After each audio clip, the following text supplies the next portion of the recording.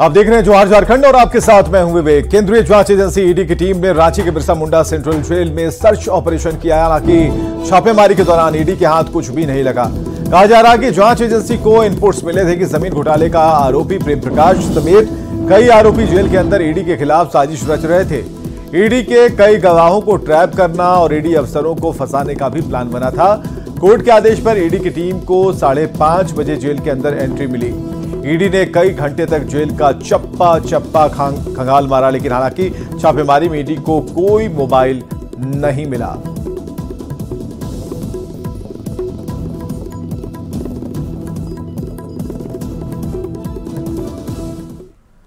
हजारीबाग के कन्हरी इलाके में जमीन विवाद में कांग्रेस नेता डॉक्टर प्रकाश कुमार पर दूसरे गुट ने फायरिंग कर दी। हजारीबाग में प्राथमिक उपचार के बाद गंभीर हालत में रांची के मेडिका में भर्ती कराया गया, जबकि दूसरे गुट की ओर दावा किया गया कि जिस जमीन पर डॉक्टर प्रकाश कुमार दावा कर रहे थे वो जमीन उनकी है, उस पर बाउंड्री भी की गई।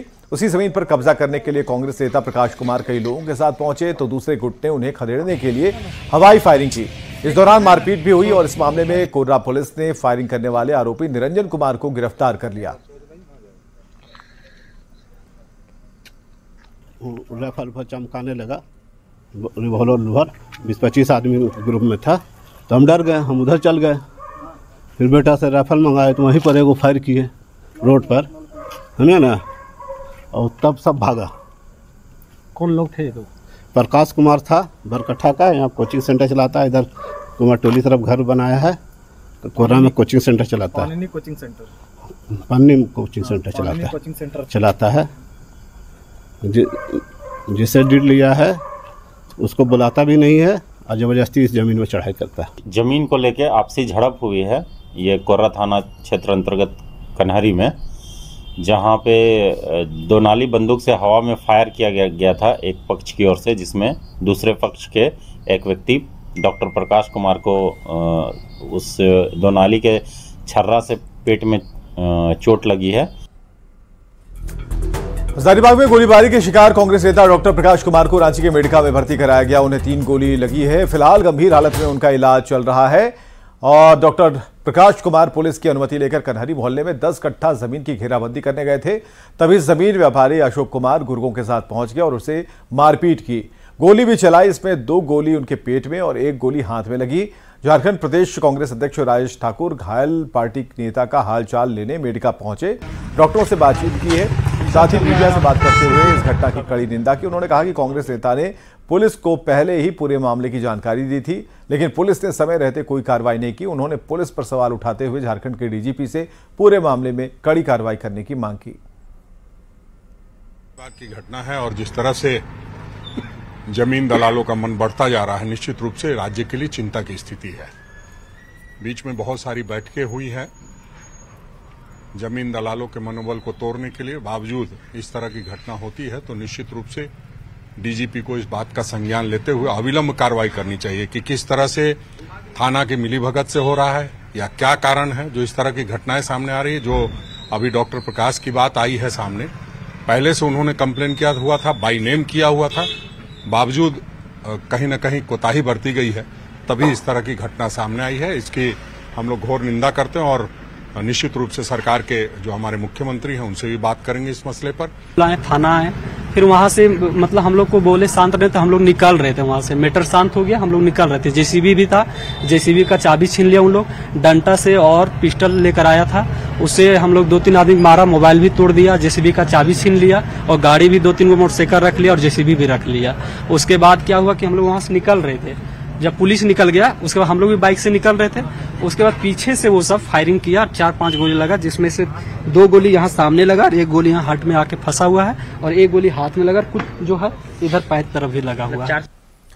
जमशेदपुर के एमजीएम अस्पताल के चिकित्सकों ने रांची के रिम्स में हुई डॉक्टर मदन कुमार की संदिग्ध मौत की निष्पक्ष जांच की मांग की है और इस मांग को लेकर एमजीएम के चिकित्सकों ने कैंडल मार्च निकाला, सरकार से ठोस कार्रवाई करने की मांग की। पिछले दिनों रांची के रिम्स में डॉक्टर मदन कुमार की जली हुई लाश मिली थी। यह घटना आत्महत्या है या हत्या, इस पर अब भी संशय है। उनका होमिसाइडल ही हम लोग को लग रहा है मोस्टली, कि उनका निष्पक्ष जांच हो, पोस्टमार्टम अच्छी तरीके से हो और झारखंड गवर्नमेंट जो है ना इस पर जल्द से जल्द एक्शन ले। क्या कॉज था उनका डेथ में। अभी उसी के लिए हम लोग सपोर्ट में इसे जो श्रद्धांजलि दे सकते हैं या फिर जल्दी से जल्दी उनको न्याय मिले, इसके लिए हम लोग पूरे इंडियन मेडिकल कॉलेज मिल के एक रैली करके कैंडल मार्च निकाला। कब हुआ हादसा? ये कल मॉर्निंग 5 बजे से हुआ। कहाँ पे मिला था ये Ranchi PG hostel boys hostel number 5। Dhanbad की बीजेपी नेत्री रागिनी सिंह ने कोयलांचल में बढ़ते क्राइम के ग्राफ पर गंभीर चिंता जताई है। धनबाद के कदरास में जनता श्रमिक संघ के कार्यकर्ता सम्मेलन में उन्होंने कोयलांचल में गिरते लॉ एंड ऑर्डर पर नाराजगी जताई, साथ ही पुलिस की कार्यशैली पर सवाल खड़ा किया।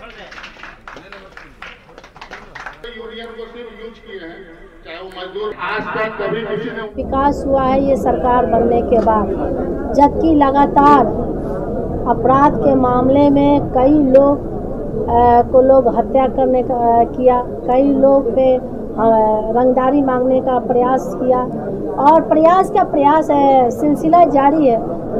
अपराधी का इतना मनोबल बढ़ गया है कि खुलेआम रंगदारी और खुलेआम गोली चला रहे हैं। लेकिन कहीं ना कहीं हम बहुत सारे लोग प्रशासन पे दोष देते हैं। झारखंड के पेयजल और स्वच्छता मंत्री मिथिलेश ठाकुर ने क्राइम और जेएसएससी क्वेश्चन पेपर लीक मामले पर प्रतिक्रिया दी। रांची में मीडिया से बात करते हुए उन्होंने कहा कि जो अपराध करेंगे वो बचेंगे नहीं। धनबाद में जो घटना हुई उस पर एफआईआर दर्ज होते ही पुलिस ने आरोपियों को गिरफ्तार कर लिया और साथ ही जेएसएससी क्वेश्चन पेपर लीक होने पर उन्होंने कार्रवाई की बात कही।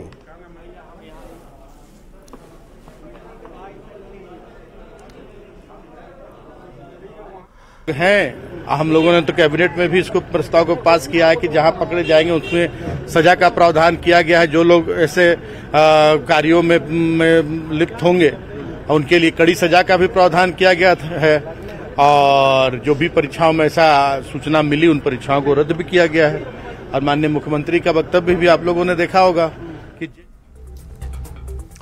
रांची के आड्रा हाउस में लगी बाल कला प्रदर्शनी का उद्घाटन मुख्यमंत्री हेमंत सोरेन ने किया। 5 नवंबर तक चलने वाले इस चाइल्ड आर्ट एंड क्राफ्ट प्रदर्शनी में 24 जिलों के स्कूली बच्चों के हाथों से तैयार 100 से ज्यादा कलाकृतियों की प्रदर्शनी लगाई गई। मुख्यमंत्री हेमंत सोरेन ने अर्निंग फॉर लर्निंग थीम पर बने हर स्टॉल का मुआयना किया, साथ ही स्कूली बच्चों की कला की सराहना की। जेएमएम सांसद महुआ माझी ने कहा कि मुख्यमंत्री हेमंत सोरेन प्रतिभावान बच्चों को रोजगार से जोड़ने को लेकर गंभीर हैं।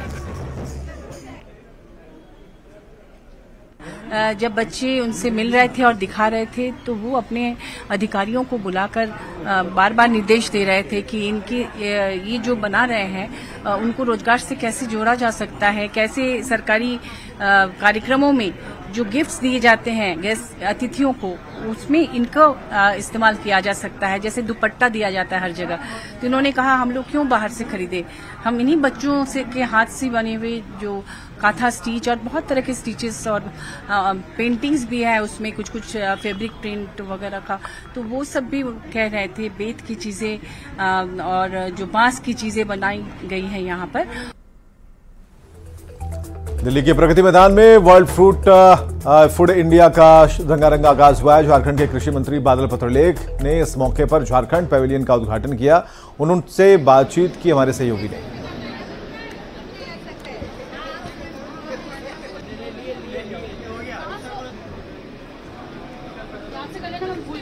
वर्ल्ड फूड फेस्टिवल का आज से आगाज हो गया है। इस वक्त मैं झारखंड पवेलियन में मौजूद हूं और इस पवेलियन का जो जायजा है वो खुद कृषि मंत्री बादल पत्रलेख सर कर रहे हैं। आज वर्ल्ड प्लेटफॉर्म पर आकर परफॉर्म कर रही है, इट्स ए ग्रेट अपॉर्चुनिटी। और जिस तरह आप इनके मनोबल को और इनके आप मॉरल को देख रहे हैं तो काफी एनहेंसिंग है। गवर्नमेंट माननीय मुख्यमंत्री जी का हम आभार व्यक्त करते हैं कि उन्होंने हमें यह मौका दिया कि उद्घाटन करने का। मैं आने वाले दिनों में झारखंड के जो कृषक हैं, खास करके महिला समूह के दीदियां लोग, वो लोग इस तरह के और प्लेटफॉर्म पर जाके परफॉर्म करें, इसके लिए सरकार कोऑर्डिनेट कर रही है। और खास करके जो फॉरेस्ट प्रोड्यूस है और हमारे यहाँ नेचुरल एग्रीकल्चरल प्रोड्यूस है, सारंडा क्या हनी जो पूरे वर्ल्ड फेमस में है, या आपको पलामू के जंगली इलाकों के पल्सेस, वहाँ के मैदान के पल्सेस जो एक खास मिठास लिए हुए हैं, इस तरह के कई प्रोडक्ट्स हैं। वो जब प्रोसेसिंग करते हैं उसका या मूल्य संवर्धन होता है। आपने देखा होगा कि डिहाइड्रेटेड आइटम सब हैं जिसका आजकल बहुत डिमांड है। सर मैं वही कहने वाली थी, यहाँ बहुत कुछ खास है, आपको क्या खास लग रहा है? हमें तो ये लग रहा है कि पूरे जो यहाँ पर लोग आएंगे, नए बायर्स को झारखंड का जायका काफी पसंद आएगा और ये ट्रेडिशनल है, इसमें कोई बनावटी नहीं है, कोई मिक्सिंग नहीं है, ये नेचुरली इनके यहाँ होता है। अब एक बाजार नहीं था, बाजार नहीं मिल पा रहा था, वो बाजार यहाँ नए नए बायर्स को ये अट्रैक्ट करेंगे तो इनकी आमदनी बढ़ेगी और लोग इसमें जुड़ने का काम करेंगे।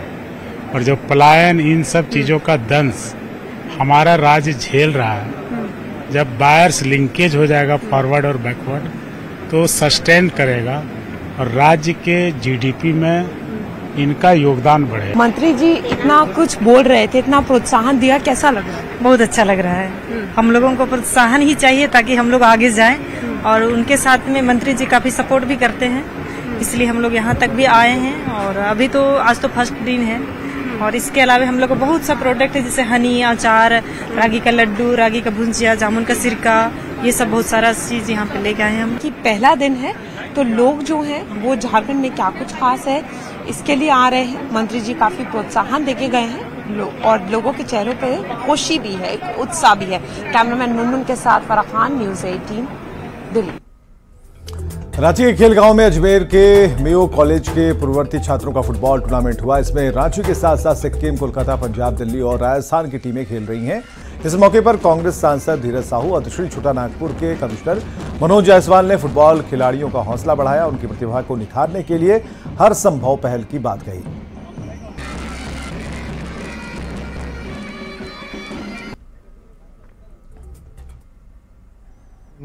वुमेन्स कप हॉकी चल रहा है और यहाँ जो इंफ्रास्ट्रक्चर है खेलगांव में, मैं सोचता हूँ कि हमारे देश का ये पहला या दूसरा राज्य होगा जो इतने अच्छे इंफ्रास्ट्रक्चर यहाँ मौजूद है। ध्यान इस बात को देना है कि जो इंफ्रास्ट्रक्चर यहाँ मौजूद है उसको अच्छे ढंग से उसका मेंटेनेंस हो, इसमें यहाँ खिलाड़ियों को उचित सुविधा दी जाए और इस तरह के आयोजन जैसे मऊ कॉलेज के पूर्ववर्ती छात्राओं के द्वारा जो ये एक खेल के माध्यम से आपस में मिलने का एक कार्यक्रम झारखंड में आयोजित किया गया, यह सराहनीय प्रयास है। बहुत सारे लोग मेयो कॉलेज में शिक्षा ग्रहण करने के लिए वहाँ गए थे और खेल के लिए मैं अपने बेटा को मैं जानता हूँ और दुर्गेश को भी मैं जानता हूँ कि वो स्टेट से भी खेले थे, राजस्थान स्टेट से भी अच्छा खिलाड़ी थे, स्टेट से भी खेलते थे लोग। तो आज जो मैच हो रहा है उसको हम लोग यहाँ आनंद उठाने के लिए यहाँ पर आए हुए हैं और हम चाहेंगे कि जो पुराने लोग हैं उनके खेल को देख करके हम लोग अधिक से अधिक उत्साह हो और आनंद उठाए इसका खेल का। और रांची से बड़ी खबर है, बिरसा सेंट्रल जेल में अभी भी छापेमारी चल रही है। ईडी की टीम सेंट्रल जेल में मौजूद है, जांच और पूछताछ कर रही है ईडी की टीम और ईडी की कार्रवाई बेहद अहम मानी जा रही है। ये बड़ी खबर हम आपको बता रहे हैं, इस वक्त की सबसे ताजा खबर, जब रांची के बिरसा सेंट्रल जेल में जो छापेमारी की खबर है उसमें अपडेट हम आपको बता चलें कि ईडी की टीम अभी सेंट्रल जेल में मौजूद है, जांच चल रही है, पूछताछ की जा रही है। ओम प्रकाश हमारे साथ जुड़ चुके हैं। ओम प्रकाश, क्या मिला? अभी भी छापेमारी चल रही है। जी बता दें कि जब ईडी की टीम जो है वो जेल के अंदर पहुंचती है तो काफी लंबा इंतजार उन्हें करवाया जाता है उन रसूखदार जो कैदियों को, जिन आरोपियों को ईडी के द्वारा गिरफ्तार किया गया है उन तक पहुंचने में। इसी दरमियान उसके बाद जब ईडी की टीम वहां पहुंचती है तो सर्च अभियान चलाया जाता है, लेकिन जो मोबाइल फोन की बात आ रही थी वो फिलहाल ईडी की टीम को नहीं मिल पाया है। हालांकि ईडी की टीम को कई अहम जानकारियां जरूर मिली है और उसके आधार पर जो है वो पूछताछ का सिलसिला भी वहां पर किया जा रहा है। कुछ कैदियों से जो इस पूरी साजिश का हिस्सा थे, जो गवाहों को मोल्ड कर रहे थे और कहीं ना कहीं गवाहों को पलटने के लिए दबाव बना रहे थे, उन रसूखदार लोगों से भी पूछताछ की जा रही है। तो देखना होगा कि इस मामले में आगे कई लोगों के नाम भी ईडी को जो जानकारी मिल रही है कि कई नाम भी सामने आए हैं और हो सकता है आने वाले दिनों में उन तक भी ईडी की दबिश देखने को मिले। हालांकि फिलहाल अभी भी छापेमारी जारी है और देखना होगा कि इस तमाम जांच के बाद ईडी को क्या कुछ हासिल होता है और इस पूरी प्रक्रिया में जो अगला कदम है, जो ईडी की अगली कार्रवाई है, वो कब तक देखने को मिलती है। बहुत बहुत शुक्रिया ओम प्रकाश तमाम जानकारियों के लिए। इधर चाईबासा के हाड़ीमारा गांव की खिलाड़ी बेटी गुरुवारी बांखिरा ने राज्य स्तरीय खेलों झारखंड प्रतियोगिता में डबल गोल्ड जीता है। बांखिरा ने 100 मीटर और 200 मीटर दौड़ में गोल्ड मेडल जीता। इस पर उसे हर तरफ से बधाइयां मिल रही हैं। ज्यादा जानकारी दे रहे हैं न्यूज 18 संवाददाता रुपेश प्रधान। खेलो झारखंड के राज्य स्तरीय प्रतियोगिता में पश्चिमी सिंहभूम जिला के सोनवा प्रखंड के एक सुदूर क्षेत्र में स्थित स्कूल की एक बालिका ने स्वर्ण पदक जीतकर क्षेत्र का नाम रोशन किया है। स्कूल के साथ साथ जिले का नाम रोशन किया है। हम अभी उनसे बात करते हैं कि उन्होंने कैसे तैयारी की थी या आगे कैसे तैयारी उनकी है। अब आगे की कैसे तैयारी कर रहे हैं, जैसे राष्ट्रीय स्तर का प्रतियोगिता होगा उसके लिए क्या तैयारी कर रहे हैं, अभी प्रैक्टिस कैसे कर रहे हैं? हाँ, वो बताइए। प्रैक्टिस कर रहे हैं। अच्छा, कहाँ प्रैक्टिस करते हैं? मैदान में। मैदान में। अच्छा, ये खेलो झारखंड में आप प्रथम जैसे स्वर्ण पदक जीते, उसके लिए आप किसको श्रेय देना चाहेंगे? मतलब ये खेल जैसे कौन सिखाया आपको, जैसे टीचर लोग या घर के लोग, इस बारे में थोड़ा अपने से ही। मैंने बहुत ही गौरवान्वित महसूस कर रहे हैं विद्यालय परिवार, और ये छोटे से गांव से जो है आगे निकल के गई है अपने बलबूते। इसका ना कोई कोच है ना कोई मार्गदर्शक है, जो है अपने स्तर से ही करती है। स्कूल के बगल में ही एक मैदान है, वहीं पर तैयारी करती है।